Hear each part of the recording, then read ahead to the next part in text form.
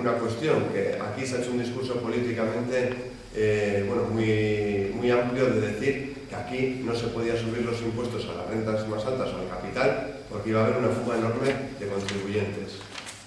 Pues nos imaginamos que habrá unas colas tremendas de contribuyentes del Estado español que están viniendo aquí.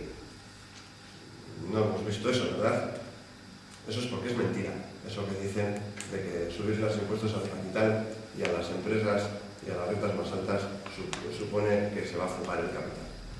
Aquí los impuestos van a ser notablemente más bajos que los que va a haber en España, y eso no significa que todos los españoles y españolas vayan a venir ahora a residenciar su domicilio en Euskal Herria.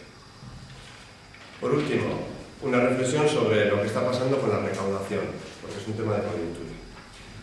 La recaudación final en la Comunidad Autónoma del País Vasco ha sido de 11.480 millones de euros, que supone 1.000 millones de euros menos que lo que se hizo al inicio como previsión. Lo que se decía, la previsión inicial era 1.000 millones de euros más que lo que se ha recaudado, y también es 209 millones de euros menos de lo que las haciendas del Gobierno vasco acordaron en el órgano de coordinación tributaria cuando hicieron los presupuestos de 2012.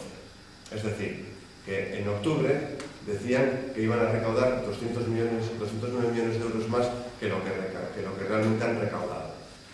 Y como resulta que el déficit público tiene un tope, y resulta que además hay una clara voluntad política de cumplir con esos límites, pues significa que va a haber más ajustes presupuestarios y más recortes. Y nosotros no vemos muy preocupados ni preocupadas a los responsables de las haciendas por esta situación.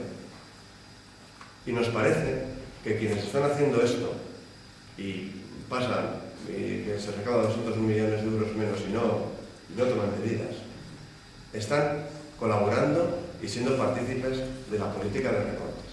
Y nos parece muy grave, porque los recortes los pagamos los mismos que pagamos los impuestos, que somos los trabajadores y trabajadoras. Y las consecuencias no puede ser que las consecuencias de los recortes las sigamos pagando la clase trabajadora.